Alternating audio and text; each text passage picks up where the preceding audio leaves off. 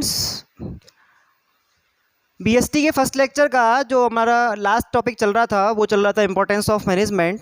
Importance of management में मैंने अब तक आपको पढ़ाया क्या है कि जो सिनेरियो है इम्पोर्टेंस का, कि मैनेजमेंट कितना कन्वर्ट हुआ है, कितना चेंज हो गया है। पहले जब अपन लिबरलाइजेशन नहीं कर चुके थे तो उससे पहले मैनेजमेंट करना काफ़ी इजी था, लेकिन जब लिबरलाइजेशन हो गया, एलपीजी पॉलिसी को गवर्नमेंट ने अप्लाई कर दिया, तो कंपटीशन के बढ़ने से या इकोनॉमिक ग्रोथ के बढ़ने से जो मार्केट है उस मार्केट में कई सारे चेंजेज हो गए, और उन चेंजेस को अप्लाई करने के लिए या उन चेंजेस को फेस करने के लिए हमें हमारा मैनेजमेंट भी क्या करना पड़ा है, थोड़ा डेवलप करना पड़ा है। और ऐसी कंडीशन में आज का मैनेजमेंट काफ़ी कॉम्प्लेक्स हो गया है पहले की बजाय।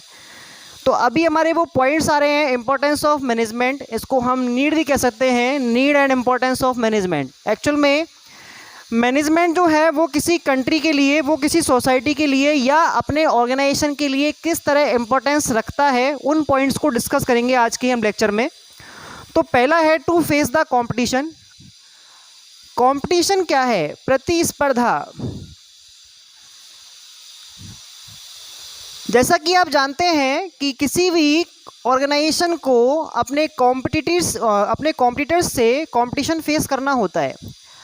अब आप अगर अपने आप को एक बिजनेस ओनर मानते हैं या एक मैनेजर मानते हैं, तो आप कंपटीशन को फेस करते समय ऐसे कौन कौन से काम करेंगे जिससे आपको कंपटीशन पावर या जो आपकी कॉम्पिटिटिव कैपेसिटी है वो आपकी बनी रहे और बढ़े।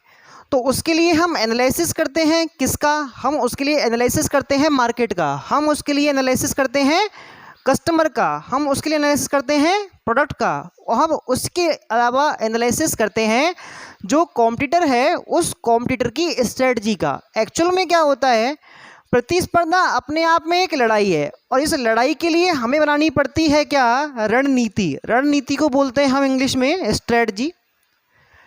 स्ट्रेटजी जो होती है ये अपने आप में एक प्लानिंग है। हमने पढ़ा हुआ है जो मैनेजर होता है वो मैनेजरियल फंक्शंस में 5 तरह के काम करता है, जिसमें हमने प्लानिंग के बारे में पढ़ा था, ऑर्गेनाइजिंग के बारे में पढ़ा था, स्टाफिंग के बारे में पढ़ा था, डायरेक्शन के बारे में पढ़ा था, और लास्ट पढ़ा था कंट्रोलिंग के बारे में। तो उसमें हमारा एक आता है प्लानिंग। देखो, आप जब यहाँ पे कंपटीशन फेस कर रहे हो तो आपको उसी कंपटीशन के हिसाब से अपनी प्लानिंग जो है, अपनी पॉलिसी जो है उसको डिज़ाइन करना पड़ेगा। एक्चुअल में नॉर्मल प्लानिंग से स्ट्रेटजी काफ़ी अलग होती है, स्पेशल होती है। और इसमें हम क्या करते हैं कि हमारे रिसोर्सेज को हम किस तरह से यूज़ करें, हम कस्टमर्स के लिए कौन सी नीड्स को पूरा करने के लिए अपने प्रोडक्ट में इनोवेशन करें, हम किस तरह से अपने कॉम्पिटिटर से ज़्यादा फैसिलिटीज़ अपने कस्टमर्स को दें। इन सब के लिए हमें अपने जो कॉम्पिटिटर हैं उनकी मार्केट पॉलिसीज़, उनकी प्लानिंग्स को फोकस करके उनसे भी ज़्यादा परफेक्ट प्लानिंग्स तैयार करनी होती हैं, और तब जाकर हम कहीं कंपटीशन में टिक पाते हैं, कंपटीशन में सक्सेस हो पाते हैं। तो आप समझ रहे हैं कि मार्केट में कंपटीशन को फेस करने के लिए या कंपटीशन में सक्सेस लेने के लिए मैनेजमेंट कितना इम्पोर्टेंट है, क्योंकि बिना मैनेजमेंट के आप कॉम्पिटिटिव एनवायरनमेंट में टिक नहीं सकते। वहाँ पर आप कॉम्पिटिटिव जो आपकी कंपनीज़ हैं, जो ऑर्गेनाइजेशंस हैं, उनसे अच्छा परफॉर्मेंस नहीं कर सकते। समझ में आ गया आपको? तो इसलिए कंपटीशन को फेस करने के लिए किसका ज़रूरी है? अपन को मैनेजमेंट करना ज़रूरी है। दूसरा आता है optimum utilisation of resources. Optimum का मतलब होता है ज़्यादा से ज़्यादा संसाधनों का अधिकतम सदुपयोग।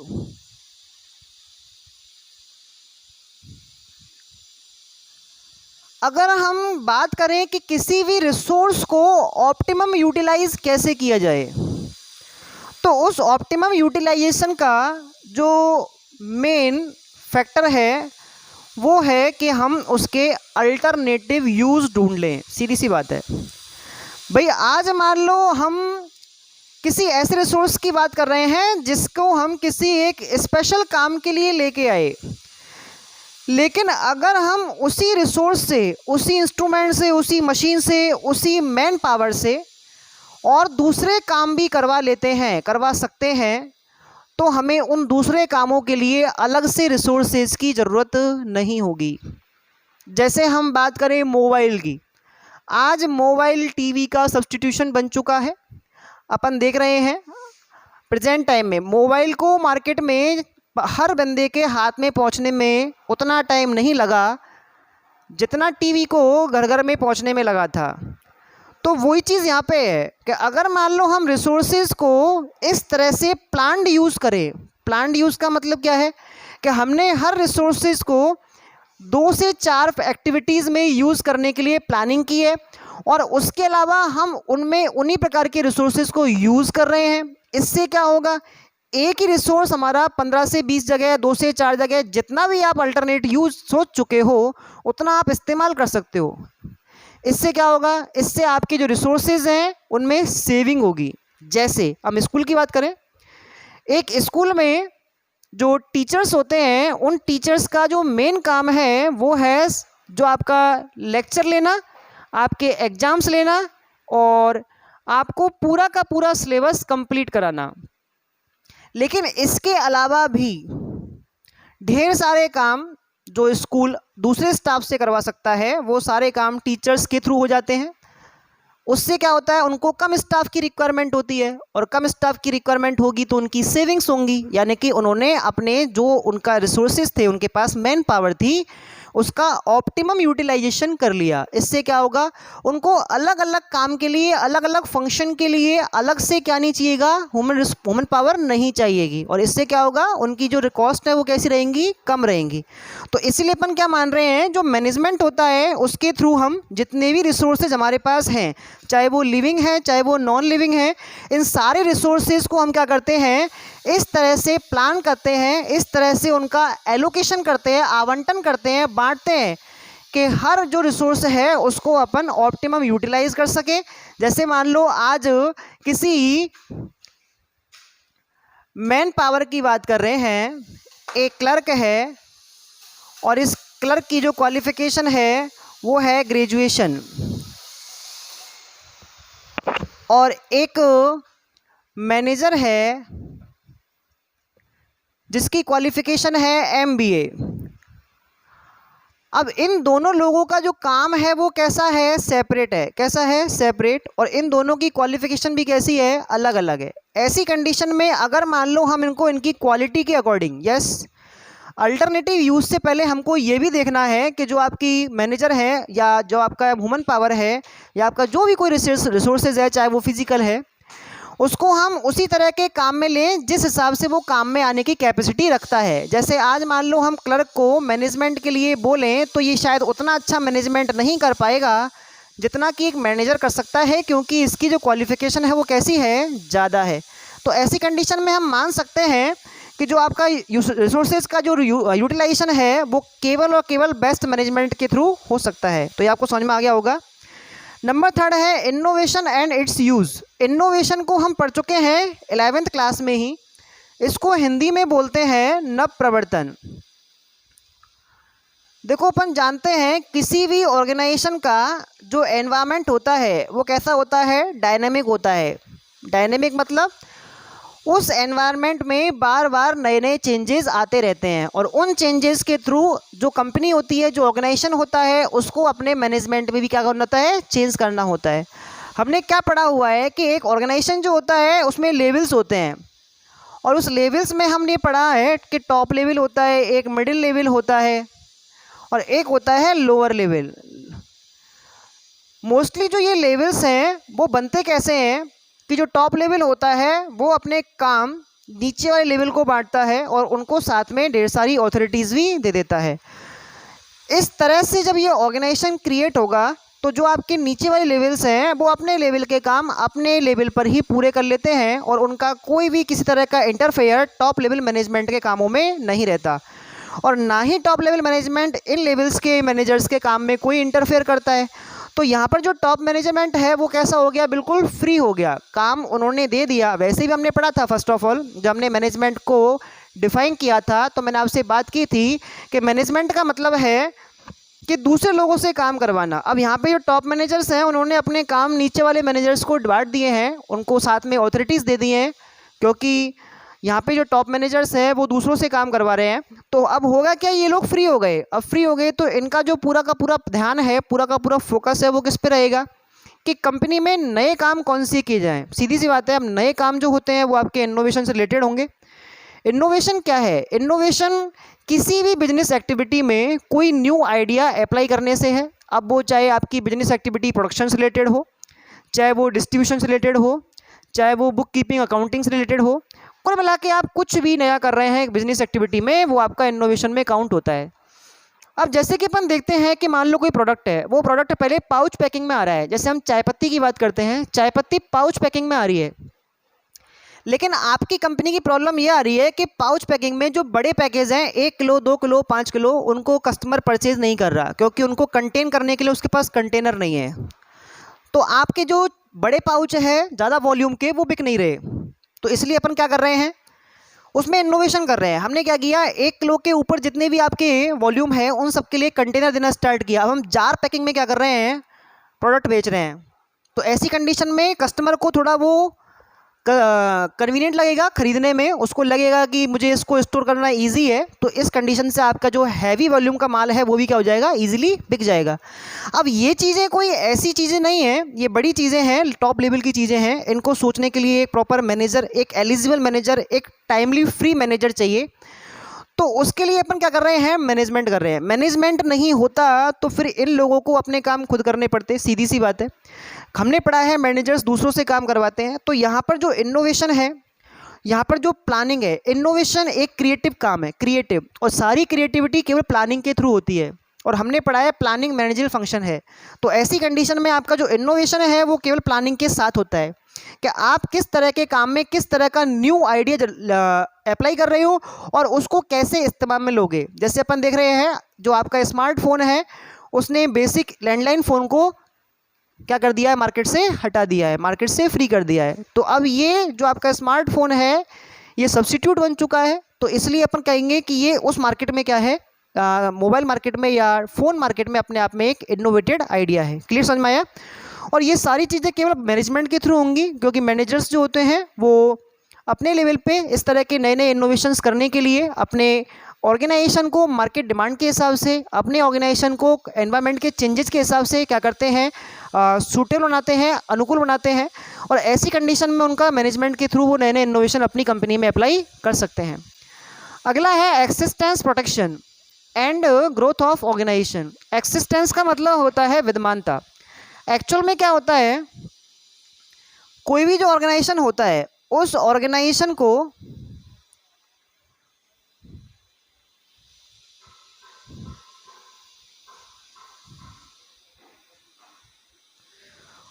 होता क्या है कि कोई भी जो ऑर्गेनाइजेशन होता है उस ऑर्गेनाइजेशन को किसी भी काम को करने से पहले उसका एक ऑब्जेक्टिव डिसाइड करना होता है। और हम तो जानते ही हैं कि किसी भी बिजनेस ऑर्गेनाइजेशन का जो मेन ऑब्जेक्टिव होता है वो होता है अर्निंग्स रिलेटेड। हमने पिछले लास्ट जो लेक्चर्स थे उनमें हमने ये चीज़ पढ़ चुके हैं कि मैनेजमेंट के ऑब्जेक्टिव कौन कौन से होते हैं। तो हमने जो फर्स्ट ऑफ ऑल ऑब्जेक्टिव के बारे में डिस्कशन किया था, जिसमें हमने ऑर्गेनाइजेशनल ऑब्जेक्टिव पढ़े थे, उसमें हमने 2 पार्ट पढ़े थे, प्राइमरी एंड सेकेंडरी। तो प्राइमरी में हमने पढ़ा था कि रीजनेबल आपको क्या करना है, प्रॉफिट गेन करना है।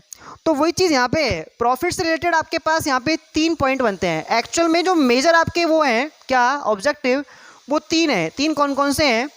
नंबर फर्स्ट तो है एक्सिस्टेंस, कि जो बिजनेस का एक्सिस्टेंस है वो मेंटेन रहे। भाई सीधी सी बात है, अगर मान लो आपका ऑर्गेनाइजेशन लॉस में जाएगा तो वहाँ कैपिटल लॉस होगा, और कैपिटल लॉस होगा तो धीरे धीरे कैपिटल कम होती चली जाएगी। और उस कैपिटल के कम होने से एक टाइम ऐसा भी आएगा कि आपका जो ऑर्गेनाइजेशन है वो मार्केट से बिल्कुल ही ख़त्म हो जाएगा। तो उसके लिए आपको क्या ज़रूरी है? उसके लिए ज़रूरी है आपको मैनेजमेंट। मैनेजमेंट करने से क्या होगा कि आप जो है अपने जो लॉसेज हैं उनको ख़त्म करने के लिए, या अपनी प्रोडक्टिविटी को बढ़ाने के लिए, या अपने रिसोर्सेज को ऑप्टिमम यूटिलाइज करने के लिए, या अपनी मैन पावर को सेटिस्फाई करने के लिए, इन सारी चीज़ों पे फोकस कर सकते हो, इन चीज़ों को मैनेज कर सकते हो, और इससे आपको क्या होगा, प्रॉफिट होगा। तो सबसे पहले अपन एक्सिस्टेंस की बात कर रहे हैं, दूसरा बात करेंगे अपन प्रॉफिट की, और तीसरा बात करेंगे अपन ग्रोथ की। ये तीनों हमारे प्राइमरी ऑब्जेक्टिव्स में ही आते हैं। एक्चुअल में ऑर्गेनाइजेशन का जो ऑब्जेक्टिव होता है वो होता है प्रॉफिट अर्निंग, और प्रॉफिट से ये तीनों रिलेट करते हैं, क्योंकि अगर प्रॉफिट होगा तो एक्सिस्टेंस बनी रहेगी, प्रॉफिट होगा तो ग्रोथ भी होगी। तो मेन चीज़ क्या है, प्रॉफिट है। ये आपस में तीनों एक दूसरे से कैसे हैं, कोऑर्डिनेटेड है। एक्चुअल में क्या होगा, मैंने आपको बताया प्रॉफिट से ही एक्सिस्टेंस रहता है और प्रॉफिट से ही क्या होती है, किसी ऑर्गेनाइजेशन की ग्रोथ होती है। तो इसलिए अपन ये मान रहे हैं कि अगर मान लो कोई कंपनी, अगर कोई ऑर्गेनाइजेशन अच्छा मैनेजमेंट करता है तो वो मार्केट रिसर्च भी करेगा, वो कस्टमर्स को सेटिस्फाई भी रखेगा, वो अपने ऑर्गेनाइजेशन में एम्प्लॉयज़ को ढंग से उनकी क्वालिटी के हिसाब से काम भी बांटेगा और अपने रिसोर्सेज को वेस्ट नहीं होने देगा। और ये सारी की सारी चीज़ें मैनेजमेंट में ही काउंट होती हैं।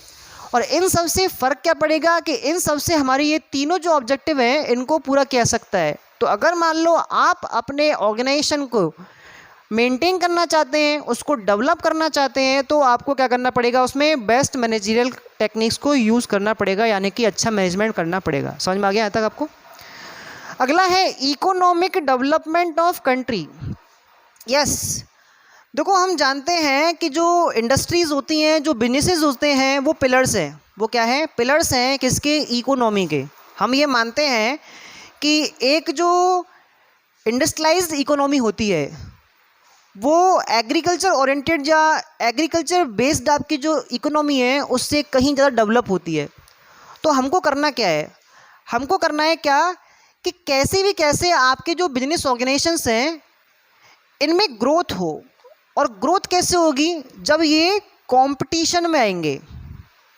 एक्चुअल में क्या है कि हमारे जो इंडिया में मेनली जो प्रॉब्लम्स हैं वो प्रॉब्लम्स क्या हैं कि एक तो आपके यहाँ रिसोर्सेज कम है, दूसरा आपकी जो सपोर्टिंग इंडस्ट्रीज़ हैं, जो सब्सिडरी इंडस्ट्रीज़ हैं, वो मेन इंडस्ट्रीज़ के लिए हेल्प नहीं कर रही, और तीसरा आपके यहाँ डिमांड कैसी है, किसी प्रोडक्ट की कम है, क्योंकि हमने उन प्रोडक्ट्स को कभी क्या नहीं किया, इनोवेट ही नहीं किया, क्योंकि हम कंपटीशन में ही नहीं है, क्योंकि हमारे यहाँ कंपटीशन ही नहीं है।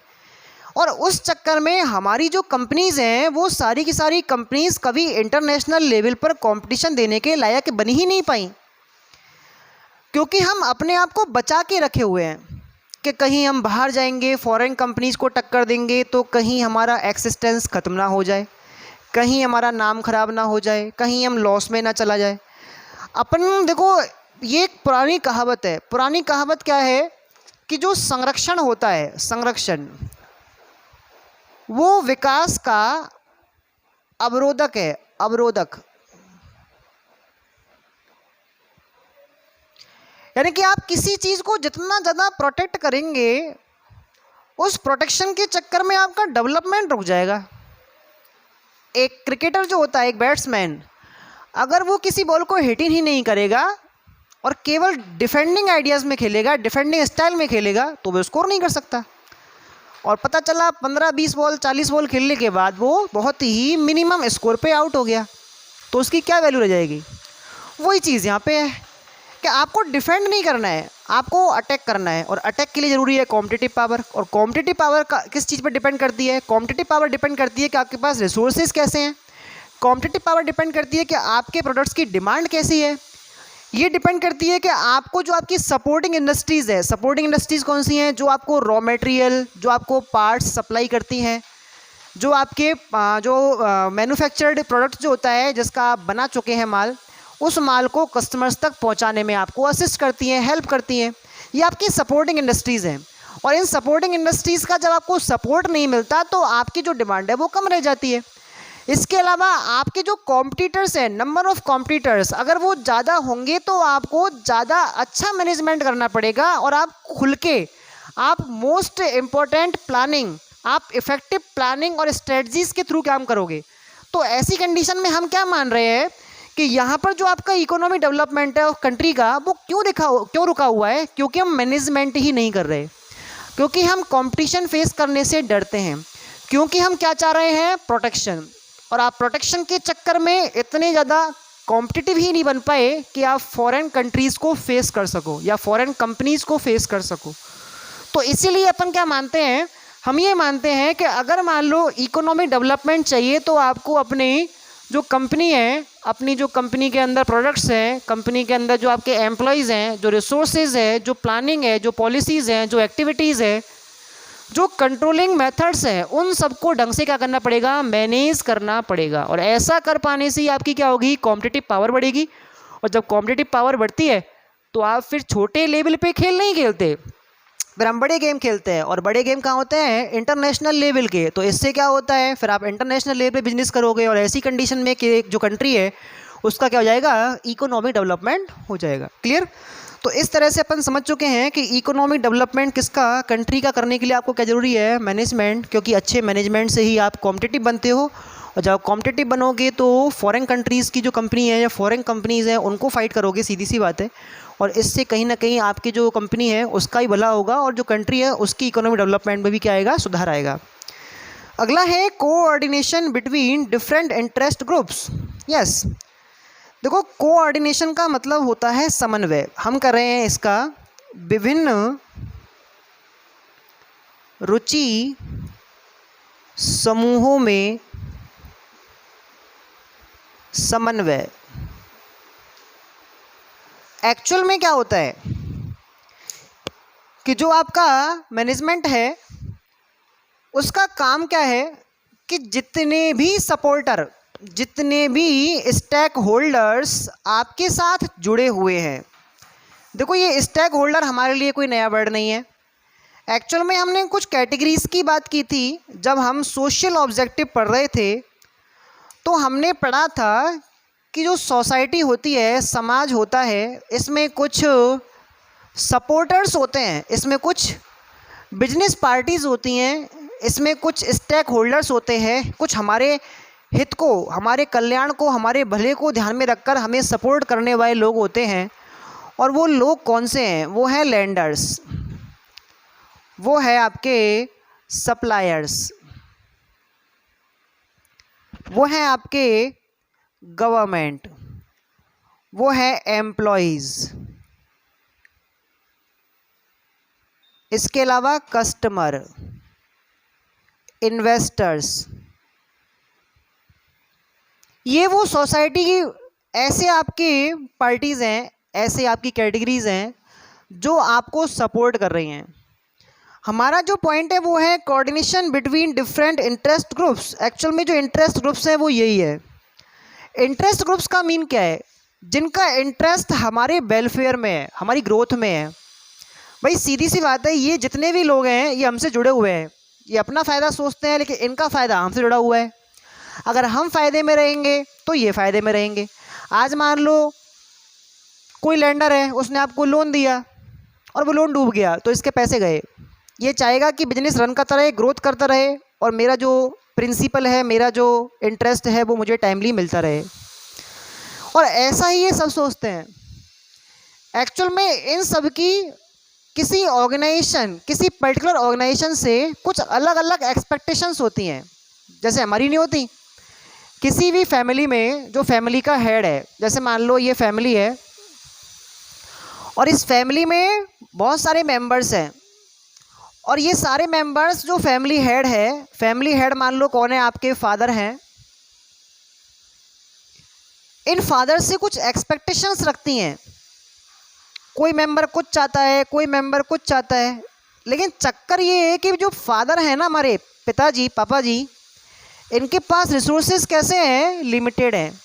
और उन लिमिटेड रिसोर्सेज में ही इनको क्या करना है? जितने भी आपके मेंबर्स हैं उन सब की नीड्स को पूरा करना है। अब वो उनमें कैसे मैनेजमेंट करते हैं, वो उनको कैसे प्रायोरिटी देते हैं कि हमें पहले इसकी नीड पूरी करनी है या इसकी करनी है, ये उनके मैनेजमेंट पे डिसाइड करता है। ठीक है, वही चीज़ यहाँ पे है। आज मान लो गवर्नमेंट किसी ऑर्गेनाइजेशन से एक्सपेक्ट करती है, तो वो क्या एक्सपेक्ट करेगी कि भाई जो मेरे टैक्सेस हैं, रीजनेबल टैक्सेस जो आपकी किसी भी एक्टिविटी पे बनते हैं, वो आपको टाइमली पेमेंट होते रहें। अगर हम एम्प्लॉयज़ की बात करें तो एम्प्लॉयज़ क्या चाहते हैं? एम्प्लॉयज़ चाहेंगे कि भाई उनकी जो फैसिलिटीज़ हैं, उनकी जो सैलरी है वो उनको टाइमली मिलती रहे और ये लगातार बढ़ती भी रहे। अगर हम कस्टमर्स की बात करें तो वो चाहते हैं क्या? वो चाहते हैं अच्छी क्वालिटी के goods and services, reasonable product, reasonable prices पे। तो ये सारी चीज़ें एक्सपेक्टेशंस हैं, और इन एक्सपेक्टेशंस को मर्ज करके, इन एक्सपेक्टेशंस को कोऑर्डिनेट करके काम में लेने और उन सबको पूरा करने का जो काम है वो होता है किसमें? मैनेजमेंट के थ्रू। एक कंपनी इन सारी एक्सपेक्टेशन को पूरा करने के लिए क्या करती है? काम करती है, और इन सबको कोऑर्डिनेट करके उनको सेटिस्फाई करने का जो काम है वो बेस्ट मैनेजमेंट के थ्रू किया जाता है। क्लियर? तो इस तरह से 6 पॉइंट हो चुके हैं। एक लास्ट पॉइंट बचता है आपका स्टेबिलिटी इन सोसाइटी। स्टेबिलिटी का मतलब होता है क्या? स्टेबिलिटी का मतलब होता है स्थिरता। एक्चुअल में क्या होता है कि किसी भी सोसाइटी में स्टेबिलिटी तब रहती है जबकि न्यू चेंजेस को कोई कंपनी किसी सोसाइटी को धीरे धीरे एडॉप्ट करने दे। एक्चुअल में क्या है, अगर मान लो कोई भी ऐसा प्रोडक्ट जो एक ट्रेडिशनल प्रोडक्ट बन चुका है या कोई भी ऐसा मेथड जो किसी सोसाइटी के लिए ट्रेडिशनल मेथड है, अगर उसको हम बहुत ही तेज़ी से बहुत ही जल्दी से चेंज करने का सिस्टम सेट कर रहे हैं, हम चेंज करने के लिए सोसाइटी को बोलते हैं, तो सोसाइटी उसके लिए रेस्ट्रिक्शंस या उसके लिए ऑब्जेक्शन क्रिएट करेगी। लेकिन जो अपन मैनेजमेंट पढ़ते हैं, मैनेजमेंट में क्या होता है कि मैनेजर जो होता है वो किसी कंपनी को या वो किसी सोसाइटी को अपनी न्यू मेथड्स, अपने न्यू प्रोडक्ट्स, अपनी न्यू सर्विसेज, पुरानी और जो परंपरागत तकनीकें हैं, ट्रेडिशनल जो आइडियाज़ हैं, उनके साथ मर्ज करके धीरे धीरे धीरे धीरे उनको देता है। इससे क्या होता है, जो सोसाइटी है वो भी क्या करती है, आराम से ईजिली धीरे धीरे उन चीज़ों को गेन करती है, उन चीज़ों को अडॉप्ट करती है। और फिर क्या होता है, जो पुरानी तरीके होते हैं वो नए तरीक़ों में कन्वर्ट हो जाते हैं, और जो सोसाइटी होती है उसको टूटने से, उसको हटने से रोका जा सकता है। इससे क्या होगा, सोसाइटी में क्या आएगी, स्टेबिलिटी आएगी। आज मान लो आप किसी पुराने तरीके में डल चुके हैं और आप उसको लगभग काफ़ी दिनों से कर रहे हैं, और एकदम से सरप्राइजिंगली आपको ये बताया जाता है कि कल से ये न्यू चेंज होगा, तो आप उसको अडॉप्ट कर लो, ये पॉसिबल नहीं है। तो इस कंडीशन में अगर आपको धीरे धीरे उस काम में डाला जाए, तो ऐसा करने से क्या होगा, आप उस चीज़ को अपना लोगे, और जो पुराना तरीका है वो एक फिक्स ड्यूरेशन के बाद क्या हो जाएगा, नए तरीके में कन्वर्ट हो जाएगा। इसी को बोलते हैं मैनेजमेंट। तो मैनेजमेंट के थ्रू आपके 7 इंपॉर्टेंस बचते हैं। आज का लेक्चर इतना ही।